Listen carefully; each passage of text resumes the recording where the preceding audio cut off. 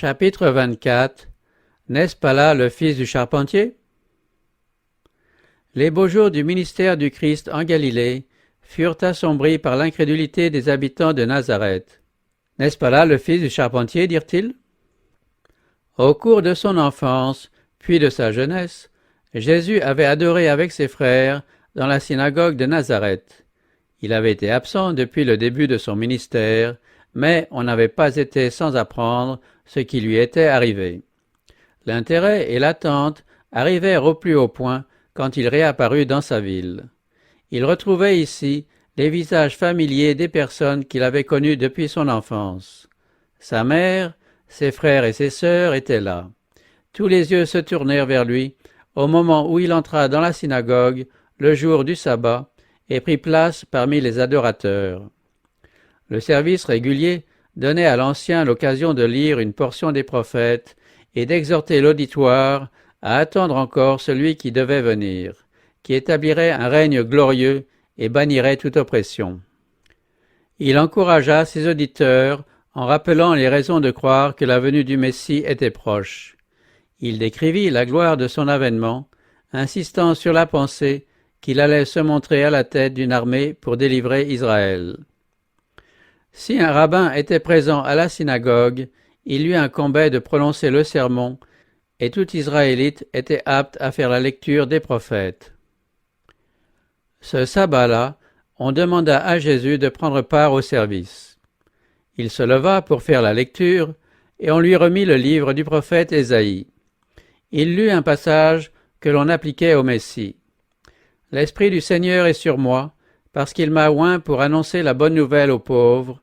Il m'a envoyé pour proclamer aux captifs la délivrance, et aux aveugles le recouvrement de la vue, pour renvoyer libres les opprimés, pour proclamer une année de grâce du Seigneur. » Puis il roula le livre, le remit au serviteur et s'assit. Les yeux de tous, dans la synagogue, étaient fixés sur lui, et tous lui rendaient témoignage, admiraient les paroles de grâce qui sortaient de sa bouche.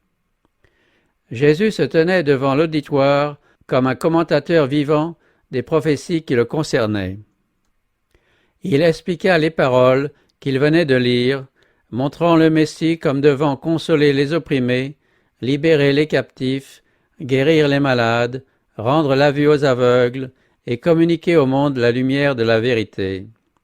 Ses manières imposantes et la portée étonnante de ses paroles donnèrent à ses auditeurs une impression de puissance inconnue jusque-là.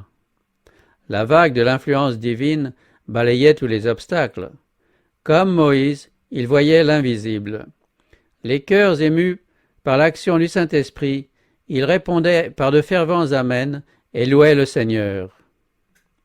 Mais quand Jésus déclara « Aujourd'hui cette parole de l'Écriture que vous venez d'entendre est accomplie », ils se virent contraints de réfléchir sur leur propre situation et sur les assertions de l'orateur. On les avait fait passer pour des esclaves, eux, des Israélites, enfants d'Abraham. On s'était adressé à eux comme à des prisonniers ayant besoin d'être délivrés de la puissance du mal, comme à des gens vivant dans les ténèbres et ayant besoin de la lumière de la vérité. Blessés dans leur orgueil, leurs craintes s'éveillèrent. Les paroles de Jésus donnaient à penser que l'œuvre qu'il voulait accomplir parmi eux différait essentiellement de celle qu'ils souhaitaient. Leur conduite risquait d'être examinée de près. Bien que scrupuleux quant aux cérémonies extérieures, ils redoutaient une inspection effectuée par ses yeux perçants. « Qui est ce Jésus » demandèrent-ils. Celui qui s'attribuait les gloires du Messie n'était autre que le fils du charpentier Joseph, dont il avait partagé le métier. On l'avait vu parcourir les collines, on connaissait sa vie, ses travaux, ses frères et ses sœurs. On l'avait vu grandir de l'enfance à l'âge adulte, à travers sa jeunesse. Il est vrai que sa vie avait été sans tache. Néanmoins, on ne voulut pas admettre qu'il était celui qui avait été promis. Quel contraste entre ce qu'il enseignait au sujet du nouveau royaume et ce qu'avait dit leur ancien. Il ne leur promettait pas de les délivrer du joug romain. Ayant entendu parler de ces miracles, ils avaient espéré qu'il interviendrait puissamment en leur faveur, mais rien ne laissait présager chez lui une telle intention. Leur cœur s'étant ouvert au doute, ils s'endurcirent d'autant plus qu'ils avaient été momentanément attendris. Satan ne voulait pas que la vue fût rendue aux aveugles ce jour-là, et que la liberté fût offerte aux âmes retenues dans l'esclavage. Il déploya donc tous ses efforts pour les emprisonner dans l'incrédulité. La conviction qu'ils avaient eue d'abord, que c'était leur Rédempteur qui leur parlait, ne tarda pas à s'évanouir. Jésus leur donna une preuve de sa divinité en dévoilant leurs pensées secrètes. Il leur dit « Certainement vous me citerez ce proverbe, Médecin, guéris-toi toi-même. Tout ce qui s'est produit à Capernaum et que nous avons appris, fais-le ici dans ta patrie. » Il dit encore « En vérité, je vous le dis, aucun prophète n'est bien reçu dans sa patrie. C'est la vérité que je vous dis. Il y avait beaucoup de veuves en Israël au jour d'Élie, lorsque le ciel fut fermé 3 ans et 6 mois, et qu'il y eut une grande famine sur tout le pays. Et cependant, Élie ne fut envoyé vers aucune d'elles, si ce n'est vers une femme veuve à Sarepta, dans le pays de Sidon. Il y avait aussi beaucoup de lépreux en Israël au temps du prophète Élisée, et cependant, aucun d'eux ne fut purifié, si ce n'est Naaman le Syrien. Ces récits, tirés de la vie des prophètes, constituaient la réponse de Jésus aux questions de ses auditeurs. Les serviteurs de Dieu, à qui une œuvre particulière était confiée, ne reçurent pas la permission de travailler chez un peuple au cœur endurci et incrédule. Seuls les cœurs sensibles, ouverts à la foi, furent favorisés par des manifestations de puissance de la part des prophètes. Au jour d'Élie, les Israélites s'étaient éloignés de Dieu. Attachés à leurs péchés, ils avaient rejeté les avertissements que l'Esprit leur adressait par les messagers du Seigneur. De cette manière, ils obstruèrent les canaux par lesquels la bénédiction divine eût pu les atteindre. Le Seigneur passa outre, sans s'arrêter aux demeures d'Israël, et trouva un refuge pour son serviteur dans un pays païen, chez une femme n'appartenant pas au peuple élu. Cette femme eut cet avantage parce qu'elle avait suivi la lumière dont elle disposait, et parce que son cœur restait ouvert aux lumières plus grandes que Dieu lui envoya par l'entremise de son prophète. Pour la même raison, au temps d'Élisée, les lépreux israélites furent négligés au profit de Naaman, un noble païen, trouvé fidèle à ses convictions morales et conscient de ses besoins. Étant en état de recevoir les bienfaits de la grâce divine, non seulement il fut nettoyé de sa lèpre, mais il eut le bonheur de connaître le vrai Dieu. Notre position devant Dieu dépend moins des lumières reçues que de l'usage que nous en faisons. Ainsi, les païens qui suivent ce qui est droit dans la mesure où ils peuvent le discerner sont dans une condition plus favorable que les hommes possédant plus de lumière et faisant profession de servir Dieu, mais qui méprisent la lumière et se conduisent de manière à démentir leur profession de foi. Les paroles de Jésus, prononcées dans la synagogue, frappaient à sa racine la propre justice de ses auditeurs et faisaient pénétrer dans leur cœur cette vérité amère. Ils s'étaient éloignés de Dieu et avaient perdu le droit d'être son peuple. Ces vérités tranchantes révélaient leur vraie condition. Aussi en vinrent-ils à tourner en dérision la foi qu'il avait commencé par leur inspirer. Cet homme sorti de la pauvreté et de l'humilité ne pouvait être pour eux qu'un homme ordinaire. L'incrédulité les rendit méchants. Dominés par Satan, ils se mirent à pousser des cris de rage contre le Sauveur. Ils s'étaient détournés de celui qui avait pour mission de guérir et de restaurer. Dès lors, ils manifestaient les défauts du destructeur. Quand Jésus rappela les bienfaits accordés aux gentils, l'orgueil national de ses auditeurs fut blessé. Ses paroles furent étouffées dans un tumulte. Ces gens qui se targuaient d'observer la loi étaient prêts à commettre un meurtre, offensés qu'ils étaient dans leurs préjugés. La réunion fut interrompue, on mit les mains sur Jésus, on le jeta hors de la synagogue, puis hors de la ville. Chacun paraissait en vouloir à sa vie. On le poussa au bord d'un escarpement, avec l'intention de l'y précipiter. On remplissait l'air de huées et d'imprécations, des pierres étaient jetées contre lui, quand tout à coup il disparut du milieu d'eux. Les messagers célestes, qui s'étaient tenus à ses côtés dans la synagogue, l'arrachèrent à la foule furieuse de ses ennemis et le conduisirent en lieu sûr. Des anges avaient protégé Lot et l'avaient conduit en sûreté loin de Sodome. De même, Élisée avait été gardé dans une petite ville de la montagne. Alors que les collines environnantes étaient peuplées de chars et de chevaux envoyés par le roi de Syrie, Élisée avait contemplé les armées de Dieu campées sur les pentes voisines, les chevaux et chariots de feu entourant le serviteur du Seigneur. C'est ainsi qu'en tout temps, des anges se sont tenus aux côtés des fidèles disciples du Christ. De vastes armées maléfiques sont coalisées contre quiconque désire obtenir la victoire. Mais le Christ veut que nous regardions aux choses invisibles, aux armées célestes qui campent autour de ceux qui aiment Dieu, pour les délivrer. De combien de dangers, visibles ou non, nous avons été préservés grâce à l'intervention des anges, nous ne le saurons que lorsque la lumière de l'éternité nous permettra de reconnaître les voies providentielles de Dieu. Nous verrons alors que toute la famille des cieux s'est vivement intéressée au sort de la famille terrestre et que des messagers partis du trône de Dieu ont accompagné nos pas jour après jour.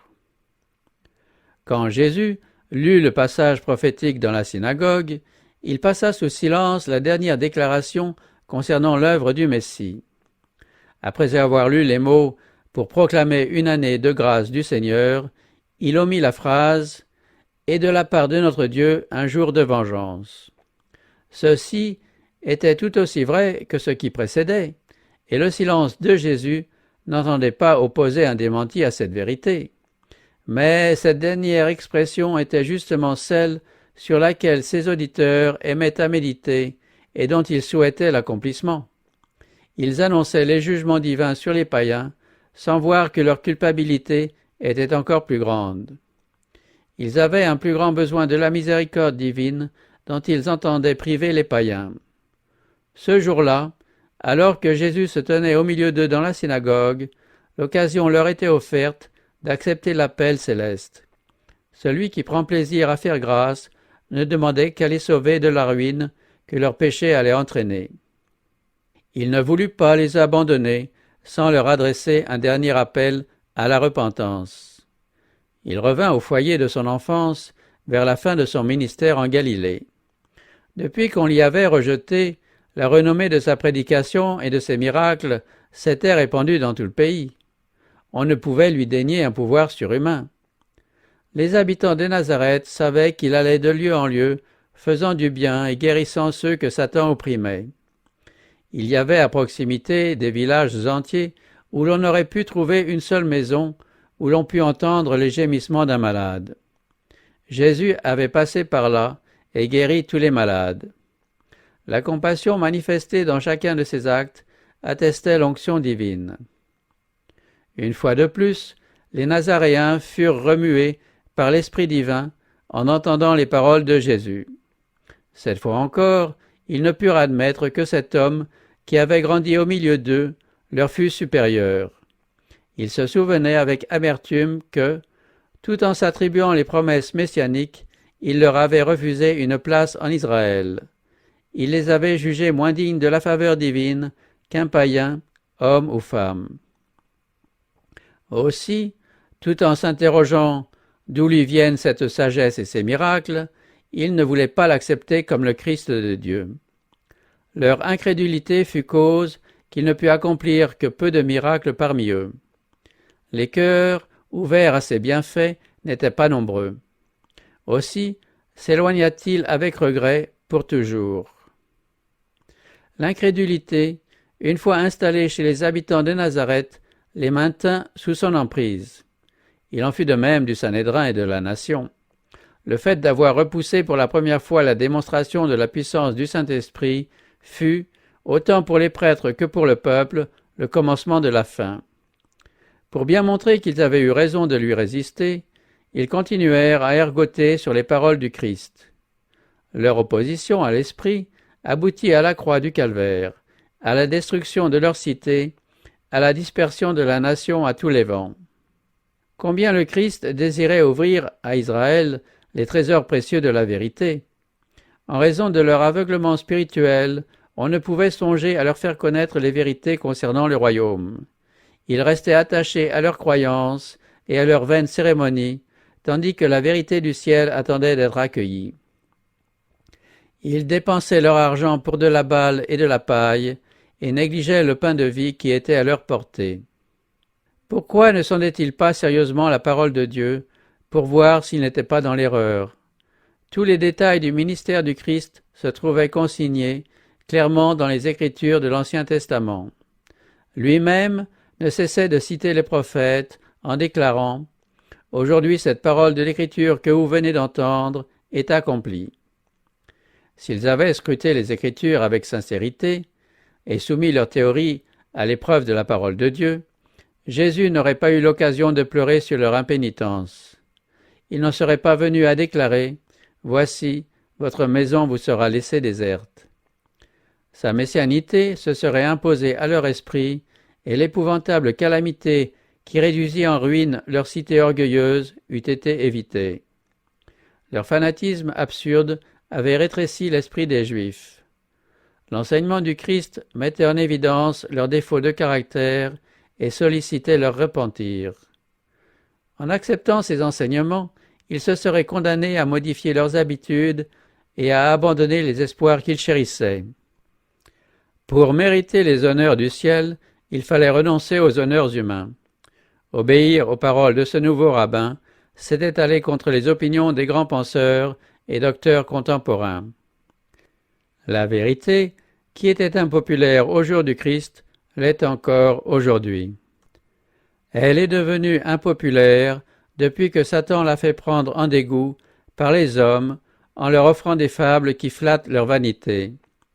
Ne sommes-nous pas confrontés aujourd'hui par des théories et des doctrines privées de tout fondement biblique?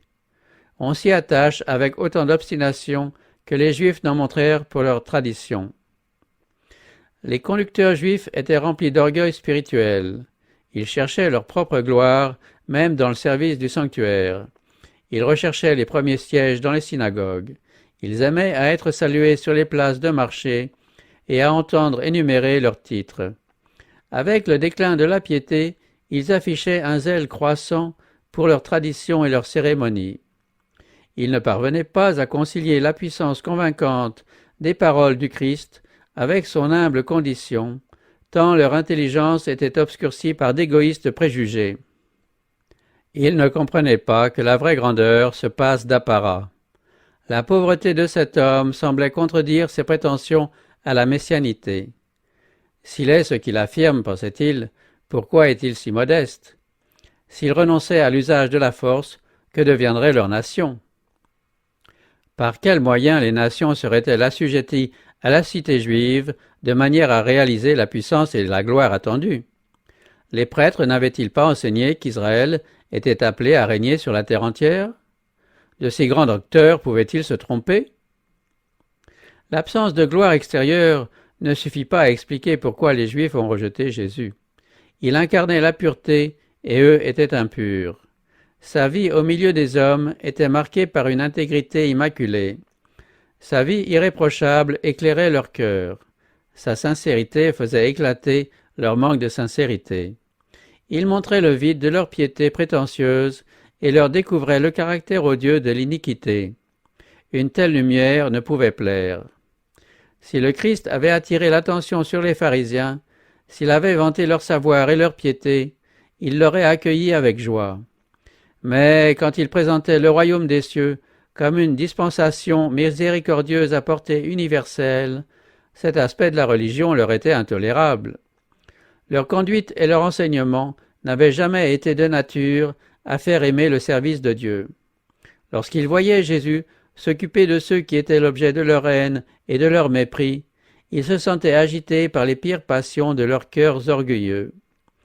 Malgré l'ambition qu'ils nourrissaient de voir le lion de Juda assurer à Israël la prééminence sur toutes les nations, ils auraient accepté plus volontiers d'être frustrés de leurs espoirs que de supporter les reproches du Christ, dénonçant leurs péchés, sans compter que la présence même du Christ les condamnait par sa pureté.